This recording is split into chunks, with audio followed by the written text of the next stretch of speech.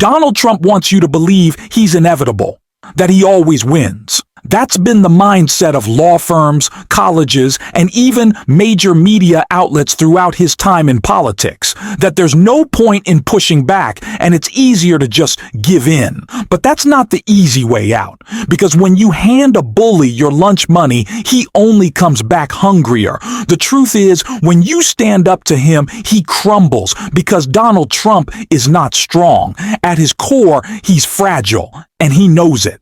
And one person showing that clearly right now is James Comey, who is pushing back with a new video that has already triggered a furious response from Trump, following reports that he pressured the DOJ into an indictment. We're going to break it all down.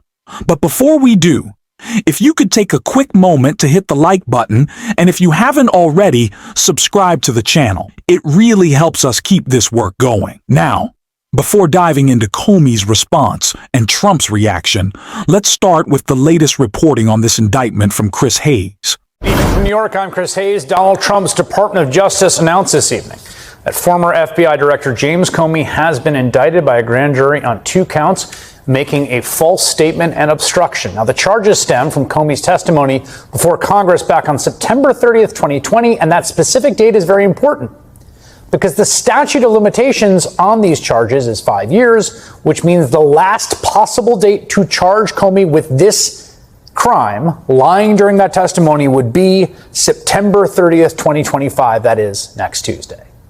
In a statement, the brand new U.S. attorney prosecuting Comey, Lindsay Halligan, fresh on the job, having never ever prosecuted a single case, wrote, quote, "The balance of power is a bedrock principle of our democracy. It relies upon accountability and a forthright presentation of facts from executive leadership to congressional oversight," misspelling the word principle.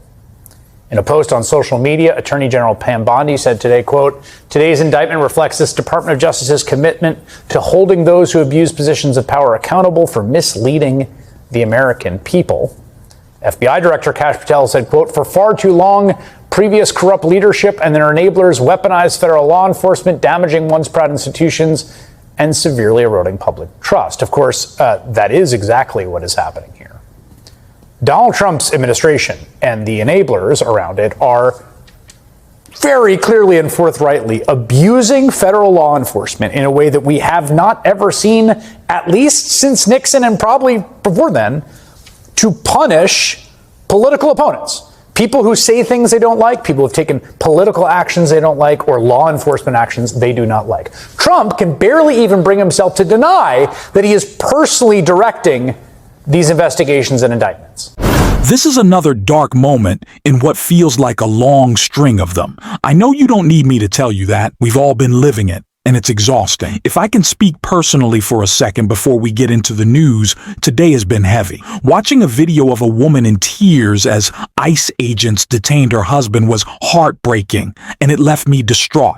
This administration wants people living in that kind of fear, and tonight's indictment of James Comey is another example of that strategy.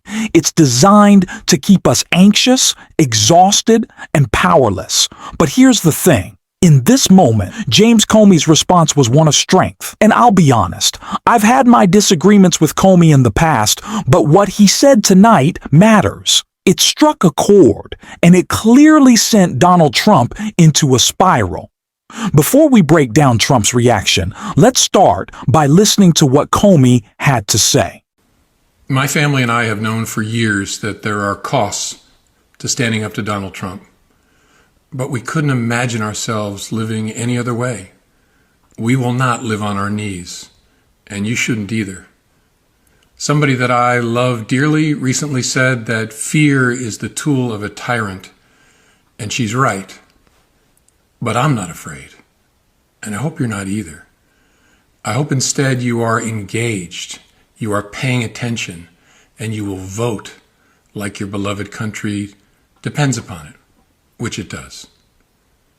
My heart is broken for the Department of Justice, but I have great confidence in the federal judicial system, and I'm innocent. So let's have a trial and keep the faith. This is the point we have been making on this show as much as we possibly can. Donald Trump wants you to live in fear. You cannot live in fear. You cannot let Donald Trump dictate the terms of this fight. You cannot let Donald Trump tell us what we're going to do. We can't pre-capitulate. We can't bend the knee out of fear of what the fight is going to be. We just have to fight. We just have to fight. And he is furious when we do that because he knows he cannot win. Is Jimmy Kimmel back on the air? Did Donald Trump win that battle? Number, all the lawsuits he's been doing out lately, is he winning any of those? Of course not, because he's a loser. And it's why he posted this. Justice in America. One of the worst human beings this country has ever been exposed to is James Comey and the former corrupt head of the FBI. Today he was indicted by a grand jury on 2 felony counts for various illegal and unlawful acts. He has been so bad for our country for so long and is now at the beginning of being held responsible for his crimes against our nation. Make America great again. Donald Trump has always been skilled at choosing enemies. Not because it makes his arguments stronger or his actions more acceptable, but because it makes it harder for the rest of us to clearly explain the danger of what he's doing. Let's be real. Most people in America don't care much about James Comey, and many don't even know who he is.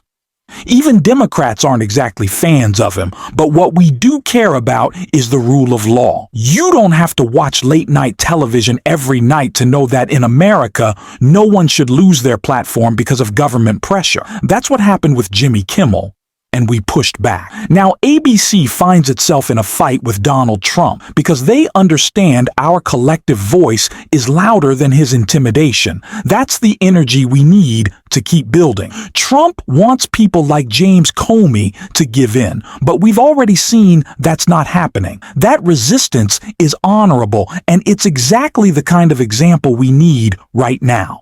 And make no mistake, this is a major setback for Trump. When people realize he's just a petty, insecure politician trying to act like an authoritarian, the illusion of his power begins to crumble. I'll be honest with you, today has been exhausting. This constant stream of attacks is meant to wear us down, to isolate us, and to make us believe that resistance isn't possible.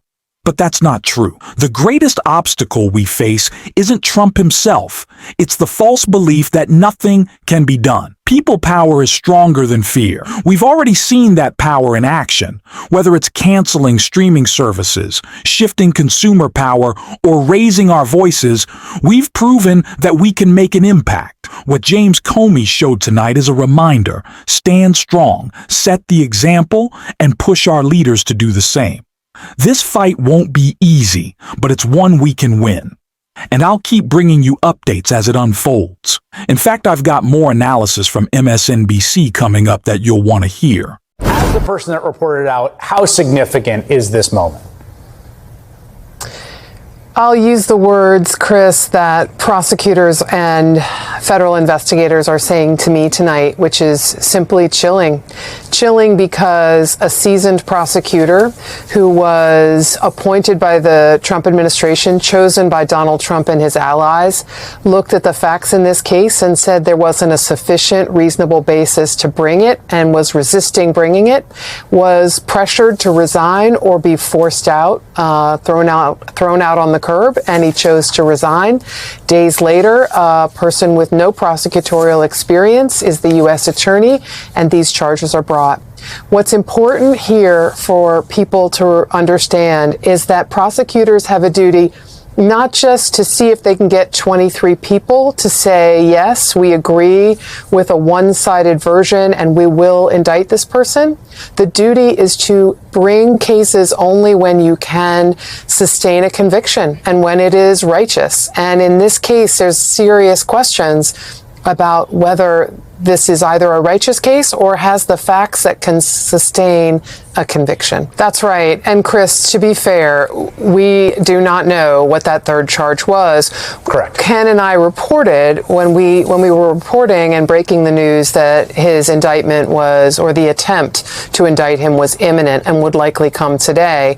When we were reporting that, we heard that there were two theories of this case that witnesses were being asked about and that were being pursued, at least by Lindsay Halligan and maybe one or two other prosecutors in the office. I want to close with this thought. It may not sound like the usual tone we're used to, but it's important. The next Democratic president will have to govern with strength, accountability, and real justice. One of the great failures in our history was after Reconstruction, when those who actively fought against the nation were too quickly forgiven, reintegrated, and allowed to move on without consequence. That mistake allowed the same destructive forces to grow again, and we're still living with the results today. Right now, we see people in power who have broken trust, undermined democracy, and harmed this country. Accountability must be clear and firm, not for politics, but because the rule of law matters. If someone has abused their position or violated the law, they should face the appropriate consequences. That is not revenge.